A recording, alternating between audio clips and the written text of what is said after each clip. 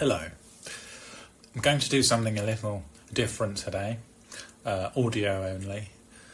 I hope I don't ASMR you too much.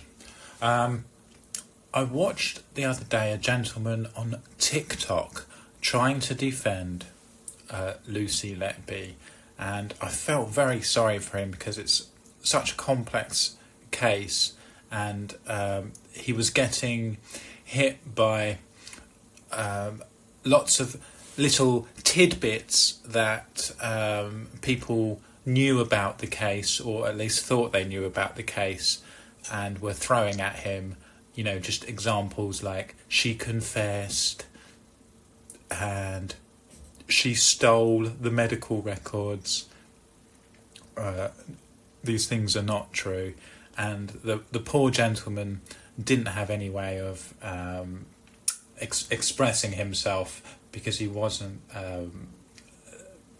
armed with as many facts as myself. So I want to do something that I've been meaning to do for a while but have been too lazy, and just do a case summary for the TikTokers.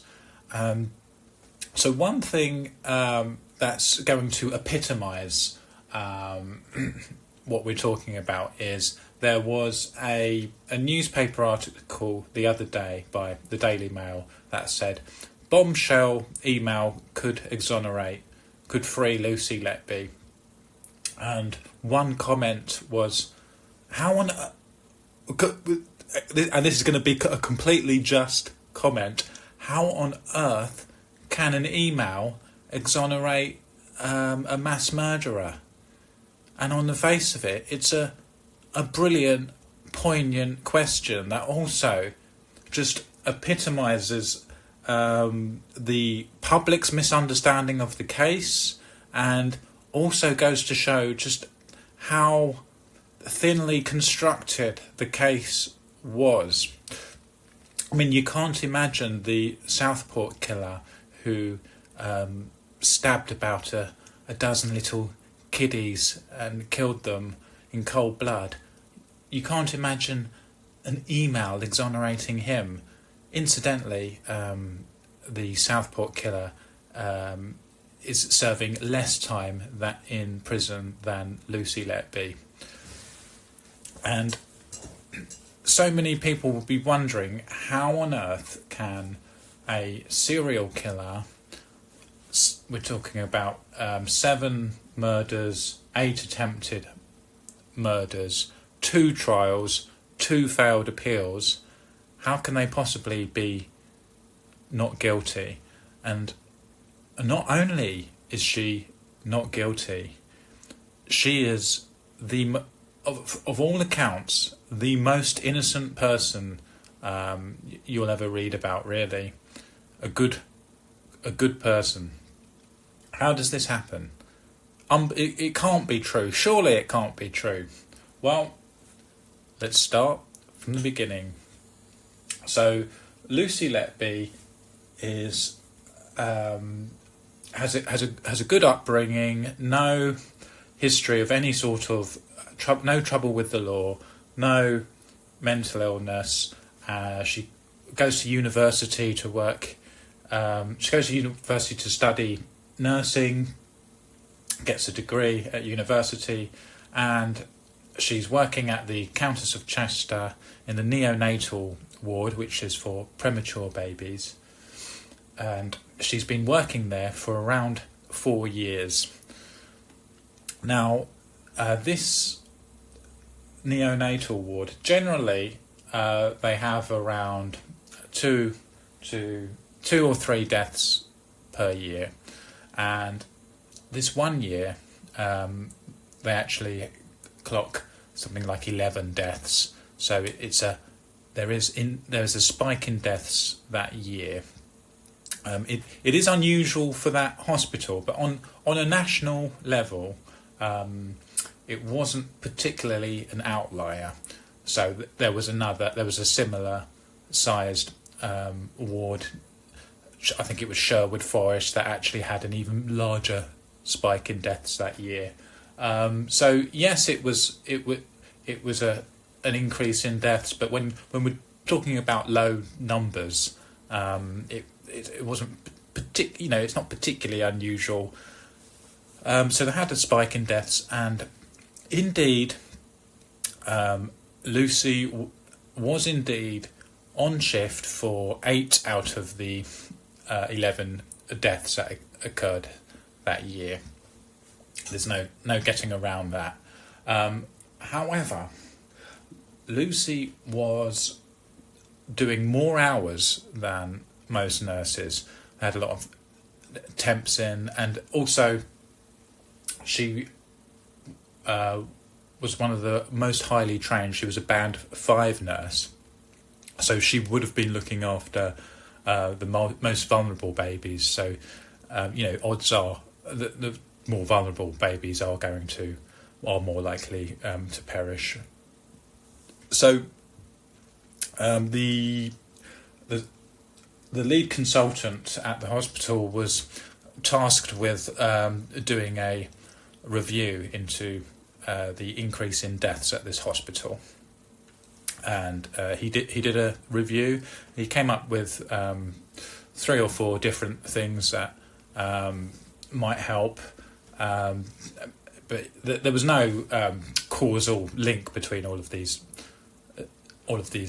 deaths. They were all sort of individual, their own cases, and all of these deaths, most of them, there were post-mortems, and the post-mortems revealed either natural. Well, they were all they were all natural causes. None of them were foul play.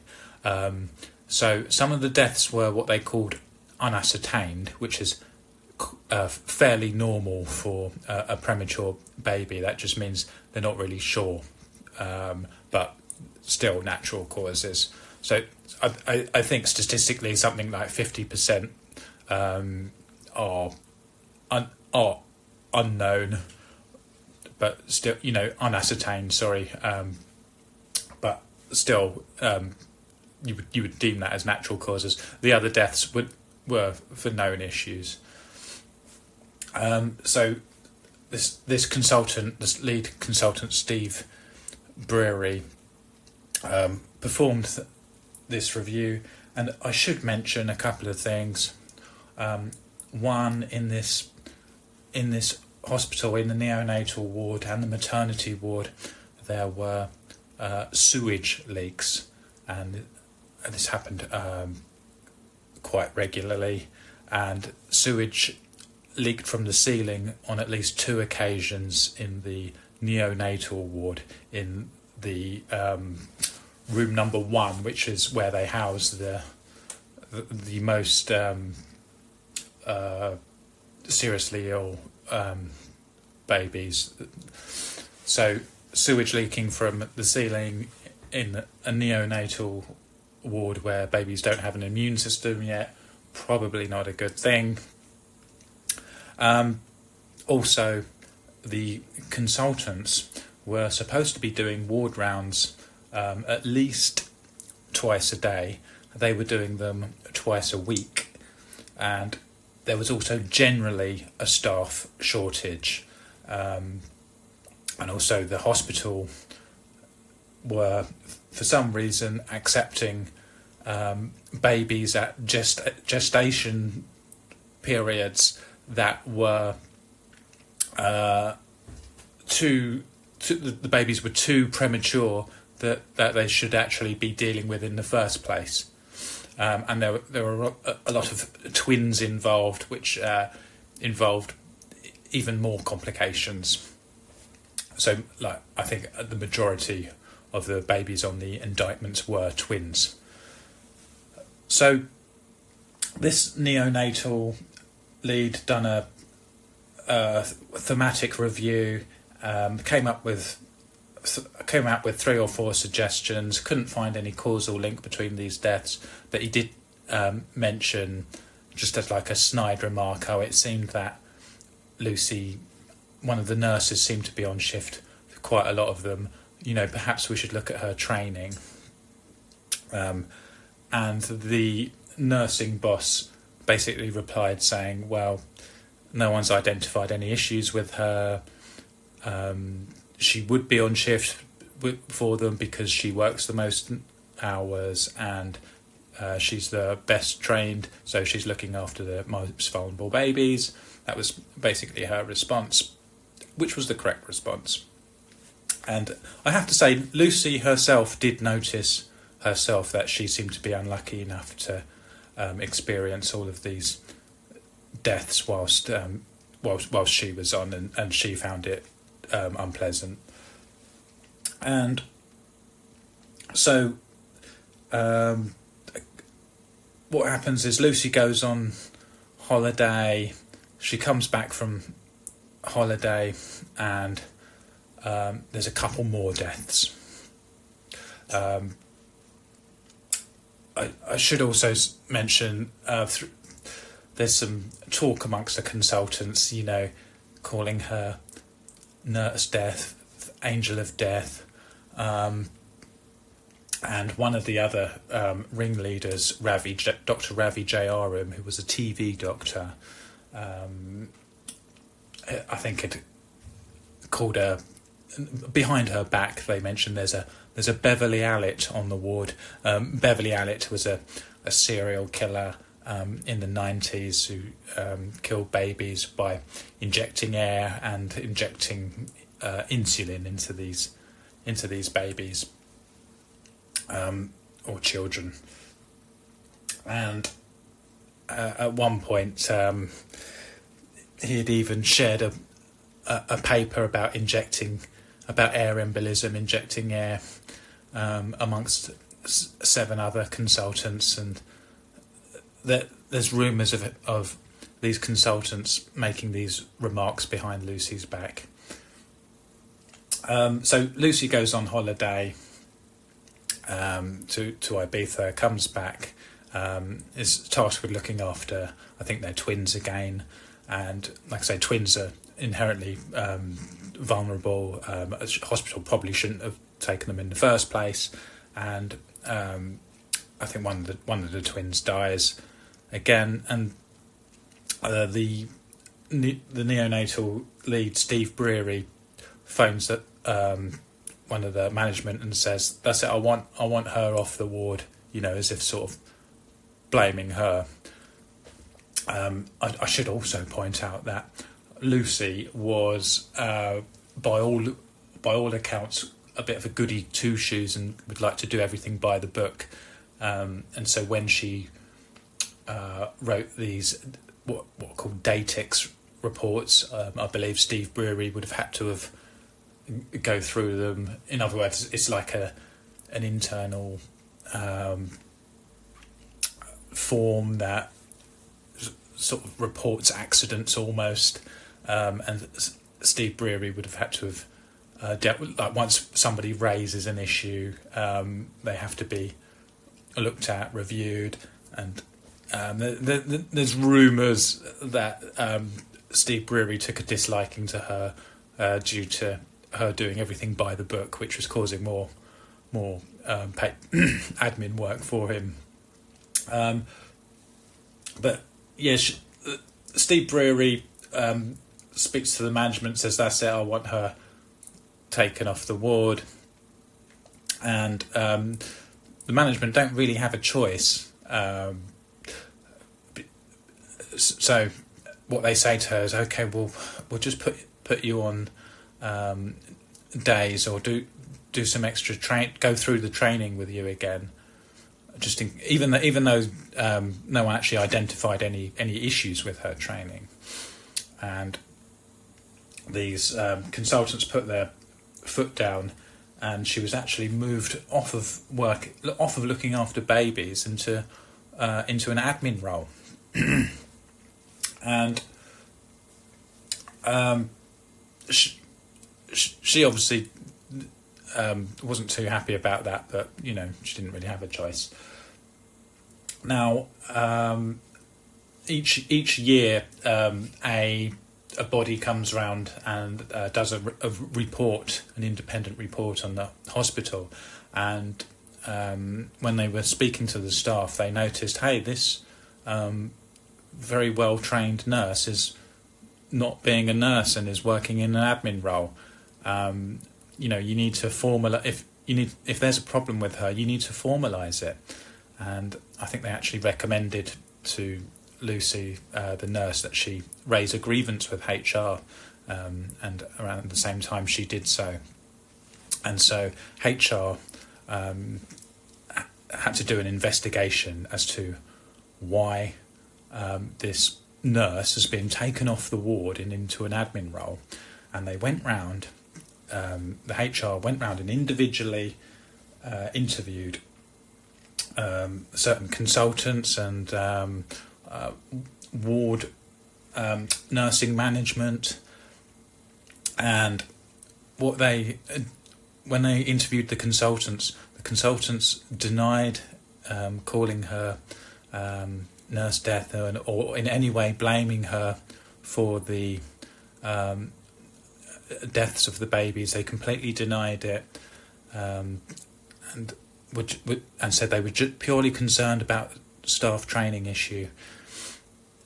And what happened was the hospital found in Lucy Letby's favour and said that she can indeed come back to working on the ward, and these consultants had to sign a letter of an apology, and the two ringleaders, Ravi Jayaram and Steve Brewery, their behaviour was so poor, their treatment of her was so poor and unjust, that they actually had to attend mediation, which is like sort of a meeting, it's mediation. And Ravi Jayaram, after one of these mediation sessions, found it a little bit too much. And I don't believe Steve Brewery actually got round to having his mediation session. And so Ravi and Steve again went back to the management and said, look, we're not happy about this. We want you, I think because they felt a little bit humiliated that she had won in this grievance, and they were going to have a black mark against their name, and were possibly in trouble with the GMC, the General Medical Council, over their bullying of her. And so they went to the management and said, look, we want you to investigate these deaths. And the hospital didn't really have a choice, but they said, okay, we'll instruct an outsider to come in and look at these deaths. Like I said, most of these, pretty much all of these babies had been through the coronal system, meaning the coroner had looked at the deaths, they'd had a post-mortem, nothing came back foul play, but the hospital instructed an external pathologist and neonatologist to take a look at a few of these deaths, and actually specifically in mind said to them, can you look for air embolus, which, just in case someone had injected them were there. But the hospital, of course, couldn't say, can you look in case someone injected them with air, because that would just be an allegation of murder. But air embolus can occur through natural means if someone had accidentally left a bung off on a line or something. And these reports came back definite no air embolus, and again, they couldn't find anything, all natural causes, no singular factor to explain, or nothing to link all of these deaths of the babies. And they presented this to the consultant Steve Brewery, Ravi Jayaram, and there was in total there were 7 consultants, but it was mainly the ringleaders were Brewery and Ravi Jayaram. And when they were presented with this external report, like basically a second autopsy, they still weren't happy with it and still didn't accept it, and basically said, we don't accept it, we want you to do more tests. And the only thing the hospital could agree with them is if they actually ended up going to the police. So the hospital agreed, okay, we'll get the police to do a forensic investigation. And I think the hospital were thinking, that's it, the police are going to come back, and then you two are going to be out of here, fired for this insubordination. So they instruct the police to look at it, and the police do a little investigation and themselves come up with the correct conclusion. They say, we're not going to open a case file on it because, this nurse was on duty. They all died of natural causes. They've got they've had post-mortems. They all died of natural causes. Yes, the nurse was on duty a lot, but the police said she worked more hours than anyone else and was looking after more vulnerable babies. However, they were due to have a meeting with the consultants, the ringleaders, Steve Breary and Ravi Jayaram, just to see if they needed to add anything that they hadn't told them. So what happens is these two ringleaders, what they do is they gather extra evidence, and they, bearing in mind Lucy had been working on this ward for 3-4 years, so she would have been around for what they call collapses of babies all the time. She would have saved hundreds of lives of babies. And so what they done is they gathered these cases of what they called unexplained collapses when she was on shift to present to the police. So when they come to this meeting, they've got a list of extra what they call unexplained collapses on top of the deaths that she was present for. And they also present to the police. They say, we think she's been injecting air into these babies. And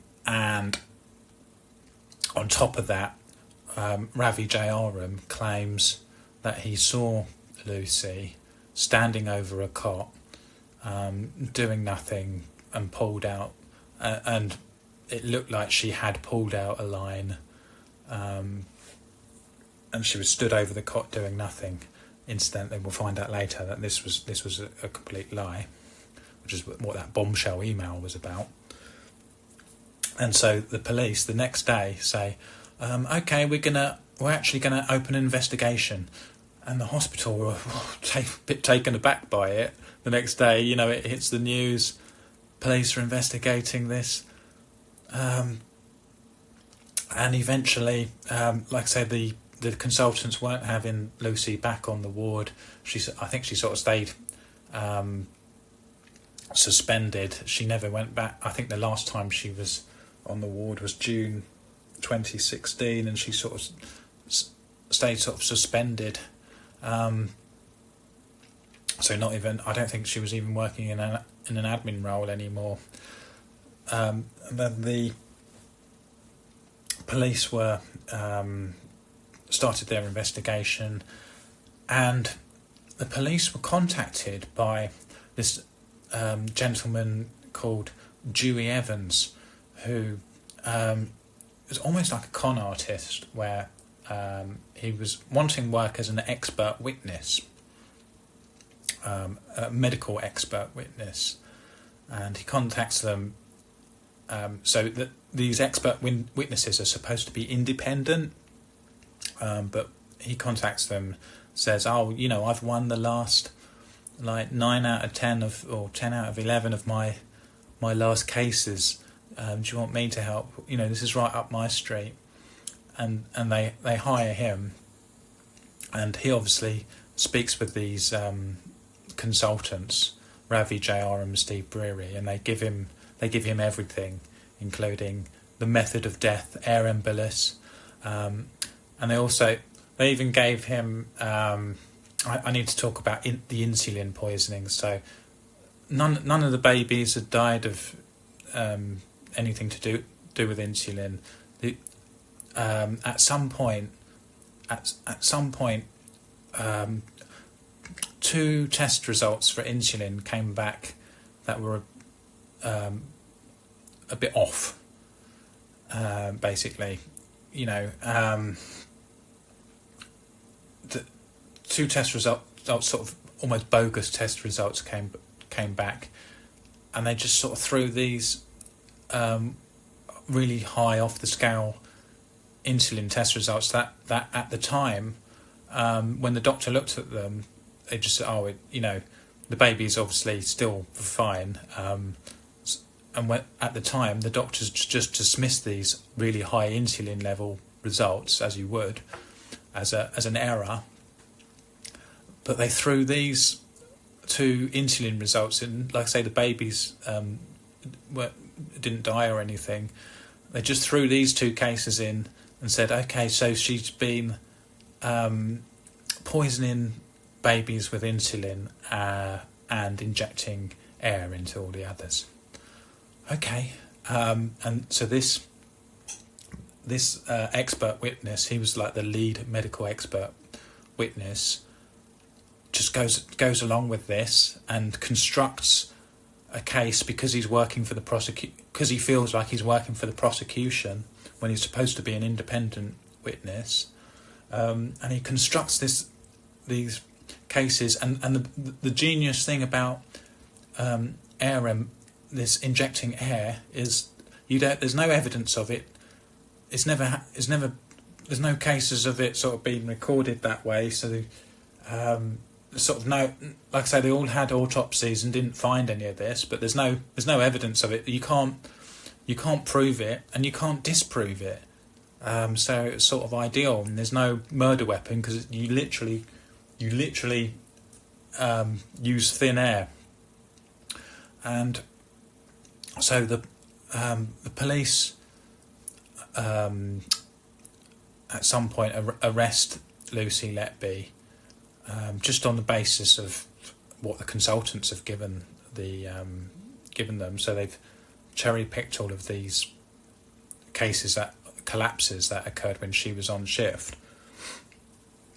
Like I say, there would have been many collapses of babies when she was on shift. There would have been many collapses and deaths of babies when she was off shift. But when you sort of combine them with the deaths that occurred when she was on shift, it looked really bad. And they came up with this spreadsheet of 25 occasions where she was on shift. Of course, if you counted all of the collapses that ever of babies that ever occurred in the hospital in the last 4 years, there probably would have been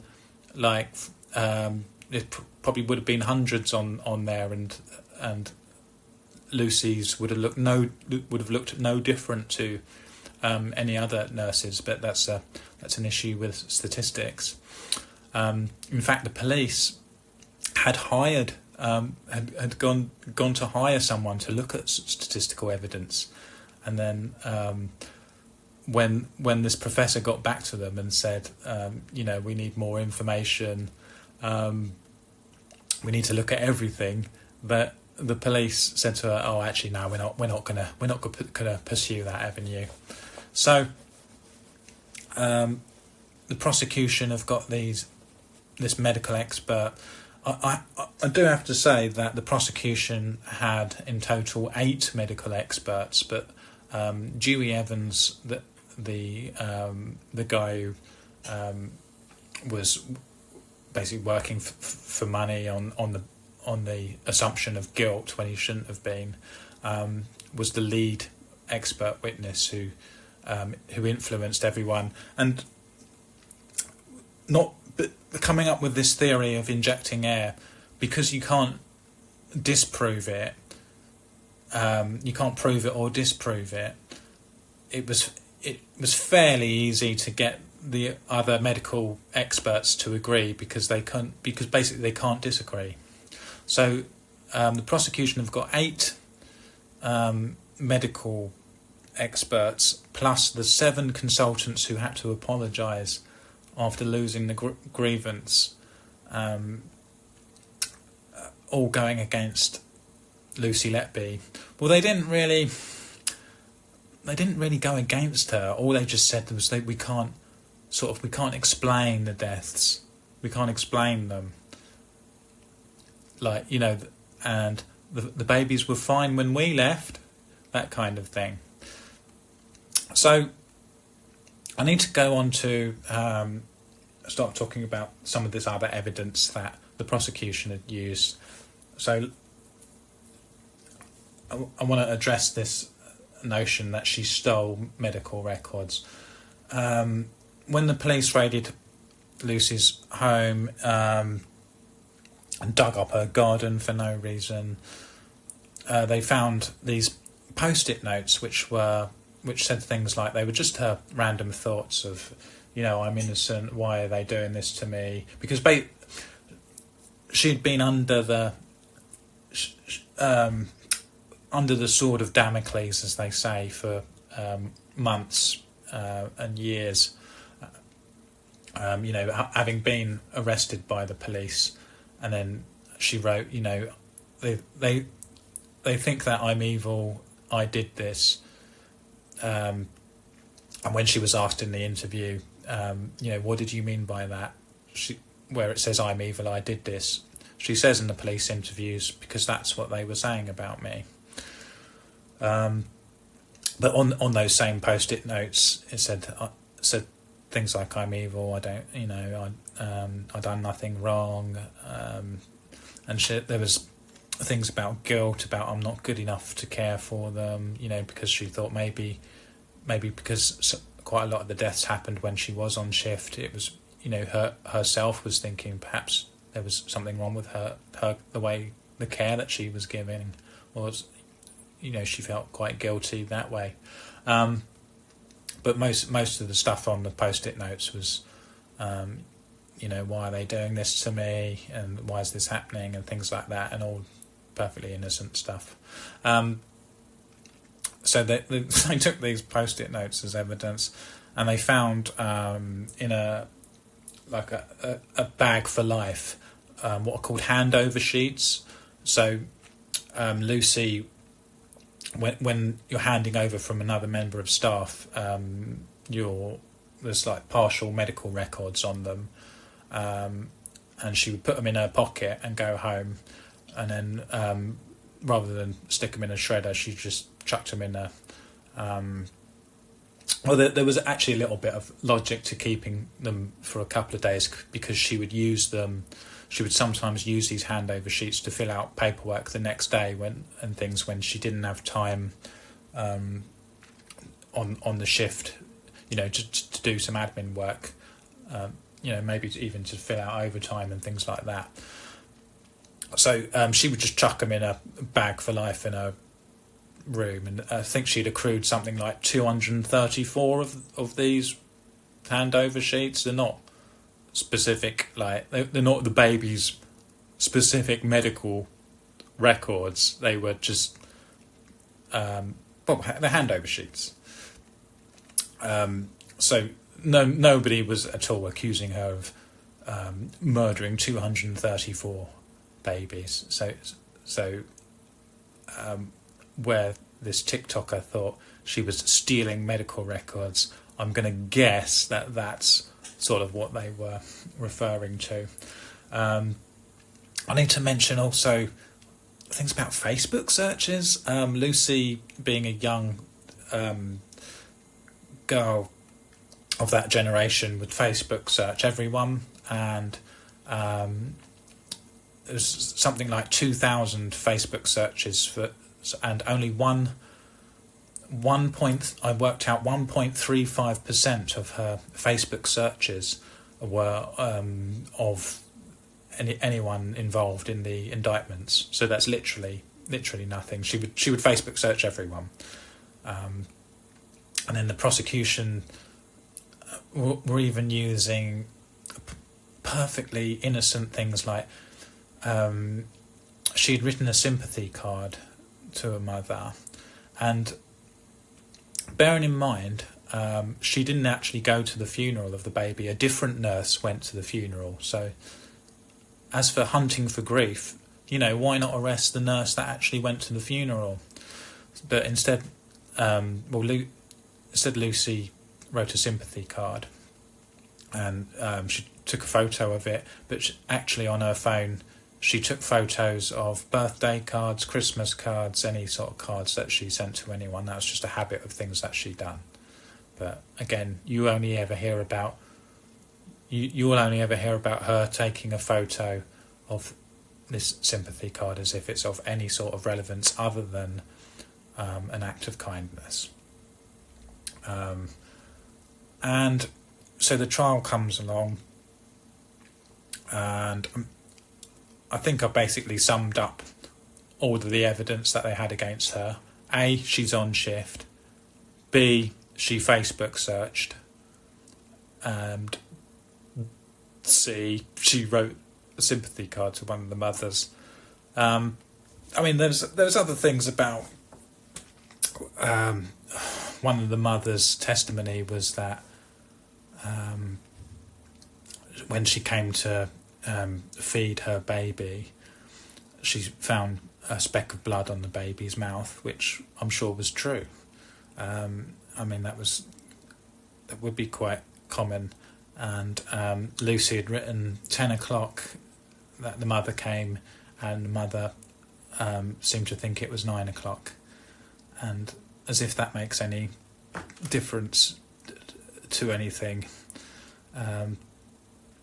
And for some reason, some of the mothers felt like, gave testimony of things like, oh, she was hanging around. Well, she was supposed to hang around. That was her job, to hang around looking after the babies. And there was some other slightly awkward things where I think that some of the mothers, when dealing with when their baby had just passed, I think they commented that Lucy seemed a little bit too happy or something like that. But it's all relative, isn't it? So as for evidence, well, she was on shift. Now there were a total of 22 counts that they tried to say she murdered or attempted to murder children. So a good portion of them, the jury didn't reach a verdict on.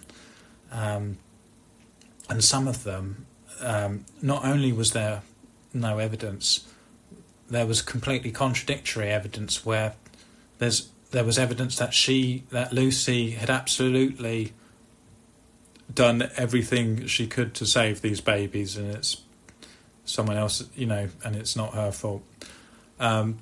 So we've gone from 22 to down to 15. Now, on Lucy's defence in the trial, they had the 7 consultants basically against her, saying, "Oh, we can't explain these deaths," plus the 8 prosecution witnesses saying, "We think it was thin air, that she injected air or poisoned with insulin." And on Lucy's side, all she had was the plumber to say, he was attending for sewage leaks in the hospital. And she represented herself as she took the stand herself as well and answered as many questions as possible. For 2 weeks she took the stand. And so at the end of this trial, I should say that during this live stream, I was watching the TikTok live stream, the guy Amma, his name was, he was trying to defend Lucy Letby. He mentioned, it's always women who think she's guilty, and I've actually noticed that as well. And I should say, well, I think because Lucy's attractive and blonde, might have something to do with any bias, but I'm not sure. I should say the jury was comprised of 8 women and 4 men, so that is a massive, 2-to-1 ratio against Lucy, really. And miraculously, the jury gave guilty verdicts. Also, I am summarising here. It's difficult because I've got so much that I'm just trying to pick the important bits. The judge in the case was absolutely gave absolutely incredible instructions to the jury. This is basically what the judge said. He said, you don't have to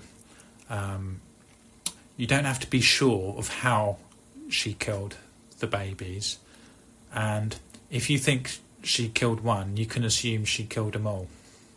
Basically, I'm just paraphrasing, but it was along those sorts of lines of instructions the judge gave to the jury.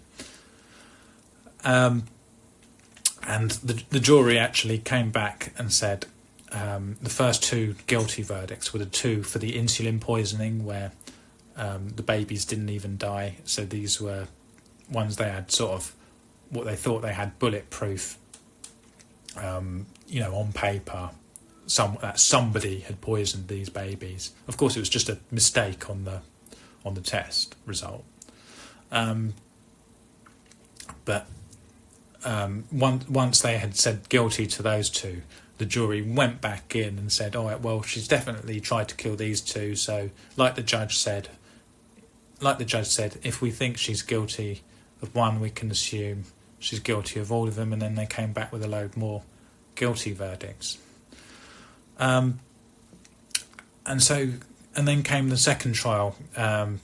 They couldn't reach a verdict on a lot of these babies, so they had the second trial, which was for baby K, and this is the one that Dr. Ravi Jayaram claimed he saw Lucy standing over a cot doing nothing. Bearing in mind, this baby didn't even die in the same hospital as that Lucy was working in. It got transferred.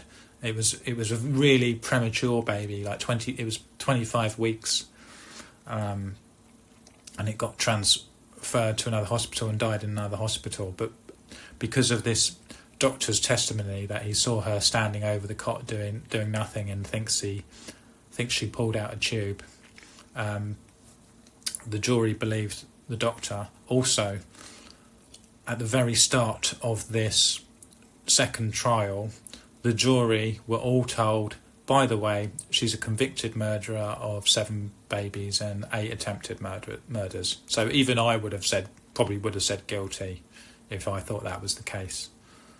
So there was nothing she could do. And again, the judge said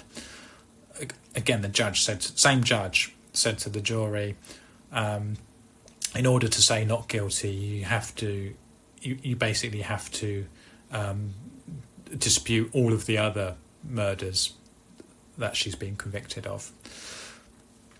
And then the appeals come along, and the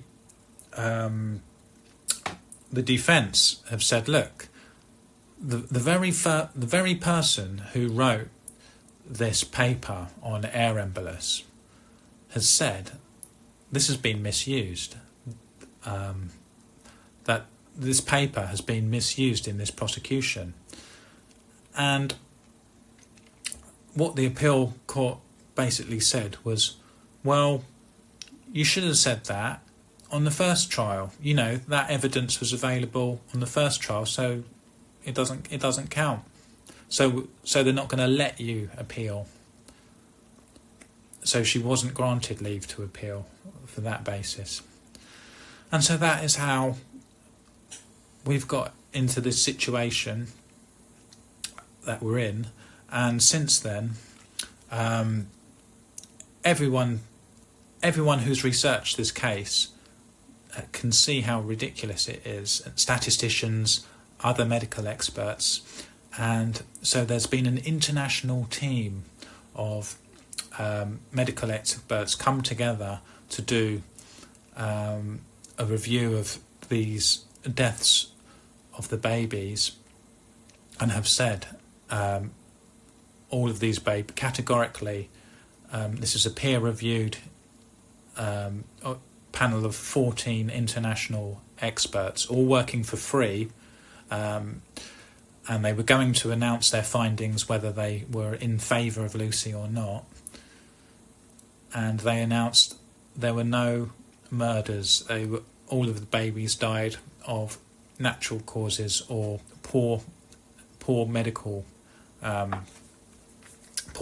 care by the consultants. And finally, on this, what is this bomb? How can a bombshell email exonerate Lucy? The doctor who said, Ravi Jayaram, who claimed he saw Lucy standing over a cot doing nothing, 11 days before telling that to the police, he had emailed his fellow consultants, whilst looking for all of these collapses, and he'd emailed them and copied a report that had said, in this report, the summary, it said Lucy went and fetched Ravi Jayaram, and he deleted that piece of information, which completely contradicts what he was saying, and then changed his story when he spoke to the police. So that's what we're talking about. So that's how thin this whole case was. So ultimately, the defence didn't do it. There was just a whole litany of things that went wrong. The jury, I think, ultimately are to blame for the first verdicts. They should never have given any guilty verdicts. The jury should never have been comprised of 8 women to 4 men. So that's where we are. Hopefully that addresses some of the issues for the TikTokers as to how